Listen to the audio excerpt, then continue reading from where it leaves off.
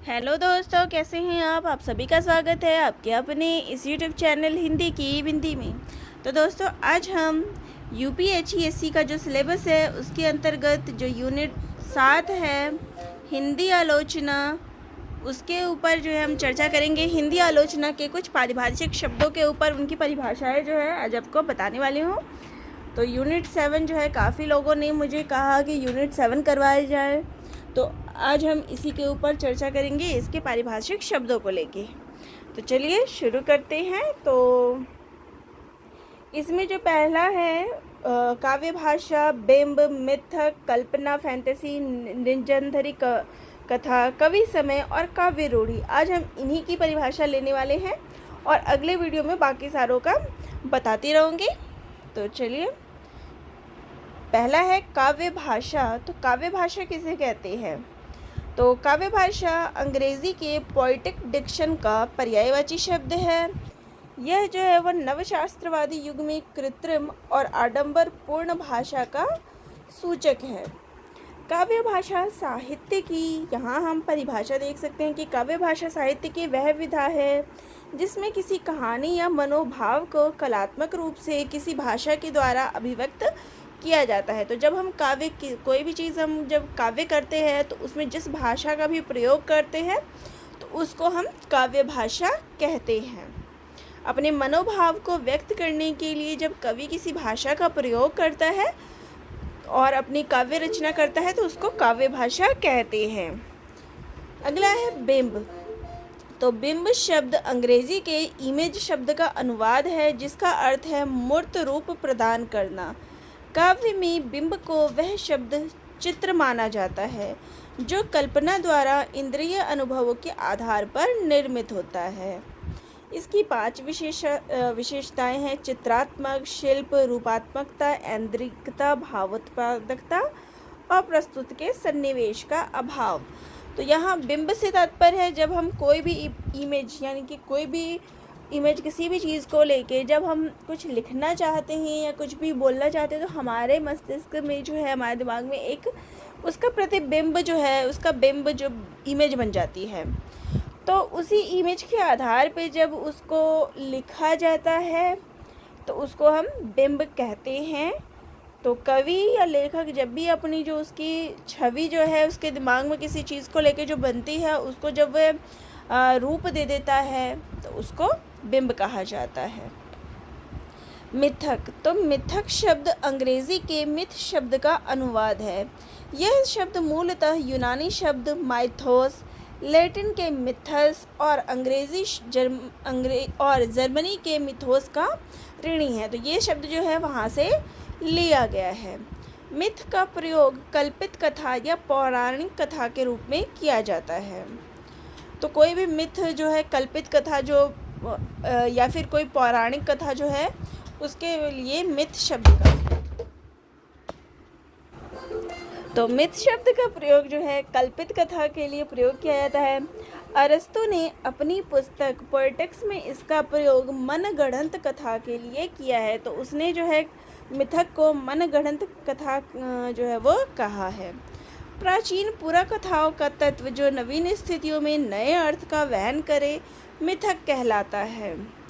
तो किसी भी कहानी को जब मिथक, मतलब या तो वो वास्तविक नहीं होती, उसको कल्पित कुछ बना के या जो पौराणिक जो कथाएं हैं उनको आधार बना के जब कोई चीज़ कही जाए तो उसको मिथक कही जाती है। उसकी वास्तविकता का अनुमान नहीं लिया जा सकता कि वो वास्तव में थी या नहीं थी।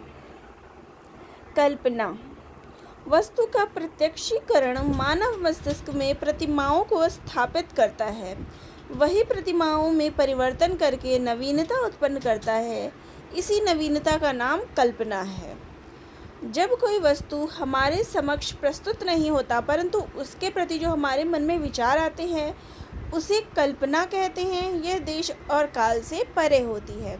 तो कल्पना जो है हमारे मन में किसी भी चीज़ को लेके, किसी व्यक्ति को लेके, वस्तु को लेके, किसी भी चीज़ को लेके जब हमारे मन में विचारधाराएं जो उत्पन्न होती है उसको हम कल्पना कहते हैं। उसकी वास्तविकता कुछ नहीं होती, या तो वो वास्तव में हो भी सकती है और नहीं भी हो सकती है, लेकिन हमारे मन में उसके प्रति जो कुछ भी विचार आ जाते हैं, हम अपने मन में उसको लेके 10 तरह की चीज़ें बना सकते हैं, उसको हम कल्पना कहते हैं। कल्पित विचार जो बनाया जाता है,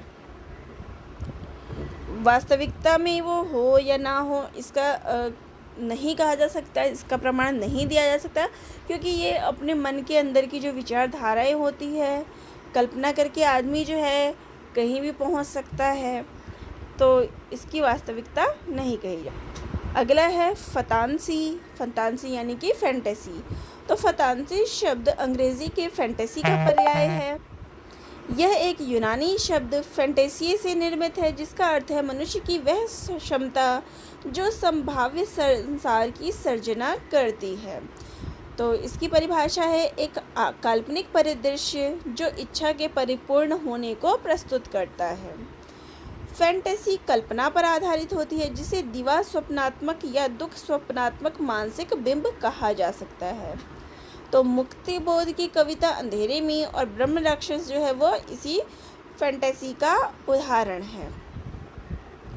तो इसको हम कह सकते हैं ये कल्पना ही होती है, कल्पना का ही एक रूप हो सकती है, लेकिन जो है इसको हम इच्छा के परिपूर्ण होने को प्रस्तुत करता है, लेकिन इसको की प्रस्तुतिकरण जो है कही जा सकती है। इसको प्रस्तुति रूप में एक देख सकते हैं, एक मानसिक प्रतिबिंब जो है वो ये होता है, सुख का या दुख का कुछ भी हो सकता है, और ये फंतासी भी जो है वो कल्पना पर ही आधारित होती है।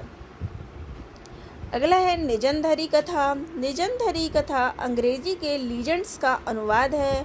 मोनियर विलियम्स ने लीजेंड्स का संस्कृत रूपांतरण पुरावृत्त कथा, पुराण कथा, लोक कथा या जन कथा से किया है।